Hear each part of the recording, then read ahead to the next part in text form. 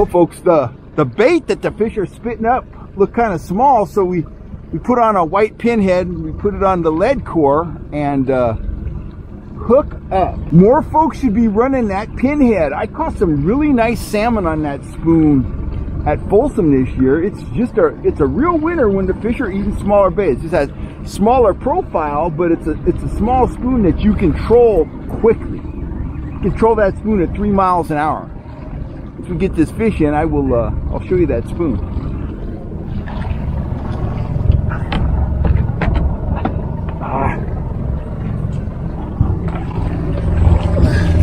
Oh, nice fish. That's a chunk. It's a chunker.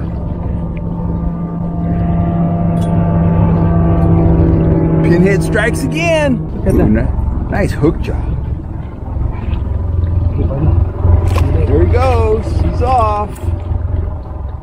There's that pinhead. Just a simple white pinhead. It's got a little red eye on it.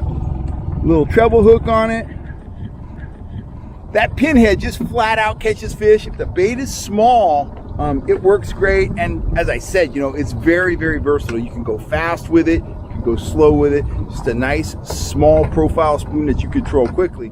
Howdy folks, Cal Kellogg here. If you're a returning viewer, thanks for all the support. If you're a new viewer and you like this content, please take a second to hit that subscribe button, hit that bell notification, make yourself part of our community, and you will always know when I'm here on YouTube talking about trout fishing. And that's exactly what I'm going to do today. I got the Carhartts on. I've been doing chores all day. Let's talk a little bit about the fish you saw in the beginning of this video. My buddy Abdul caught that trout at Lake Berryessa. Now, Lake Berryessa is a foothills lake. I guess you'd consider it a foothills lake. It's over there in Napa County. Now, that lake has been red hot lately. The bites ranging anywhere from good to great, depending on the day. And even though we were there during the peak of the full moon, we did very, very well. Now, that fish you saw Abdul catch hit that spoon right there. That is a pinhead trolling spoon. And this is what I want to talk about today. Of all the spoons I sell, this is the one that sells the least. And that's unfortunate because it is a very unique, very deadly spoon. Now, here's the backstory on why I put that spoon on. And unfortunately, it was right at the end of the day. We'd caught quite a few trout up to that point. And we caught one, and it spit out some bait fish, and they were little tiny shad about that long. I think I got some video of one of them. It's partly digested, but you can kind of get the idea of the size.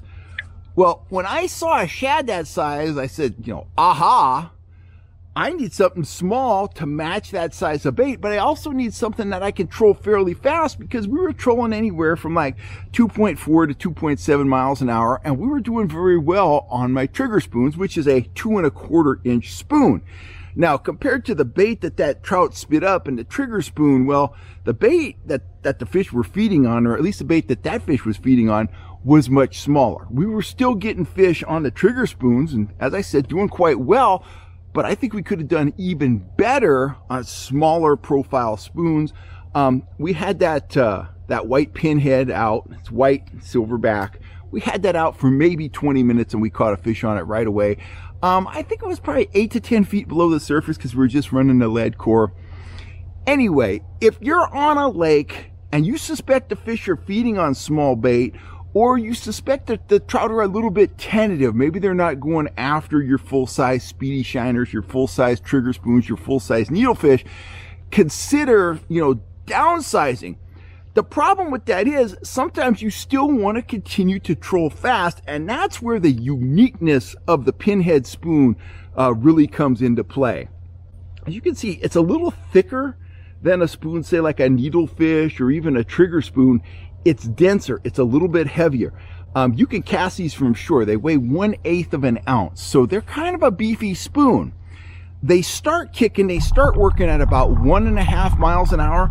I've actually caught kokanee on them, but you control this thing all the way up to 3+ miles an hour. It is a very small spoon that you control at virtually any speed, including really, really fast, and that's unique. You can also jig with the spoon. This spoon started its life in Sweden as a jigging spoon. It's intended to drop down through a hole in the ice, jig up and down, maybe tip it with a maggot or a little piece of worm, something like that. The deal is, a lot of times, if you take a jigging spoon and you troll it, it'll either have no action, zero action, or it'll have very good action. So I got my hands on a few prototypes of this spoon, ran them behind my kayak, and I found out it has exceptional swimming action across a broad range of speeds, and I absolutely fell in love with it. We offer it up in, the full, ow, that hook is sharp. We offer it up in the full range of colors: orange, red, 24 karat gold, copper, genuine silver, pink, chartreuse, blah, blah, blah, you name it. And you could even, this one right here, I was killing it with this one at Folsom this year. I just took a silver one and I added a little bit of pink and blue tape to it.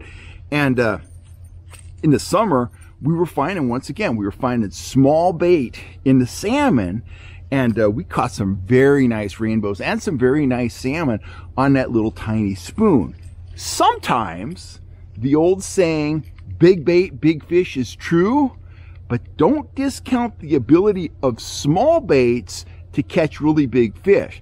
All of these local reservoirs here in Northern California and really across the West that have bait fish, either in the form of pond smelt or threadfin shad, those lakes fish a lot like the ocean, in that all the predators in the lake are going to be keyed in on one bait fish. When all the rainbow trout in your local lake are keyed in on 1 or 1.5 inch long shad, there is no benefit to running a really big Rapala to catch a big fish. Trout are, or can be, selective feeders, which means they will dial in on one precise food source. And when that food source is small bait, you need to match that hatch, and the pinhead spoon is one of the tools that enables you to do that. I don't get emotionally attached to my lures. When you're out on the water, you have to put the best available bait on the end of your line. You have to put the offering on the end of your line that most closely matches what the trout are eating, and dials in that number, so to speak, that can change on any given day to match the bait to the temperament of the fish. Some days I go out, trout, tricks, worms, man. That is what they're hitting. They're hitting those all day long, and I'm killing them on those. Other days, I'm out, fish are feeding on small bait, I'll put on the pinheads and I'll do very well. So if you are looking to really round out your tackle box, to have, all the tools rather that you need to match the challenges that you're going to see out on the water from day to day, you need some big spoons, you need some fast trolling spoons, you need some medium-sized spoons, and you need some small spoons that you control across a range of different speeds, like the pinhead. If I just had spoons, flies, and soft plastics, my Trix series soft plastics, my metalhead trolling flies, maybe a few woolly boogers, or trigger boogers as I call them, and an array of spoons, speed spoons, trigger spoons juniors, and pinheads, I could fish very comfortably with just those lures all season long and never feel like I was lacking the tools to catch fish under any given conditions. Let the rain fall. Let those foothill trout start biting. I can't wait to get out to Collins Lake. I can't wait to get out to Comanche. I've got a announcement coming up about my guiding season on Collins Lake, but we'll talk more about that later. For now, I got more chores to do. I got some guy that's going to climb up on my scary roof and help me clean the stovepipe on my heat stove. I heat my house with wood, so it's important that thing is working well when I go into a stormy cycle like this. I want my wife to be warm, I want my dog to be warm, and I want to be warm. I'm out of here for now. Once again, I'm Kel Kellogg. Thanks for watching. If you haven't already hit the subscribe button, please take a second to hit it, hit the bell notification, and we'll be back here talking trout real soon. If you're looking for pinheads or any of the other gear that I offer, get on up to fhsfishing.com. We'll get you what you need, we'll get it quickly, and you will be out on the water yelling, "Fish on!" just as soon as it stops raining. I'm Kel Kellogg. You have a great day.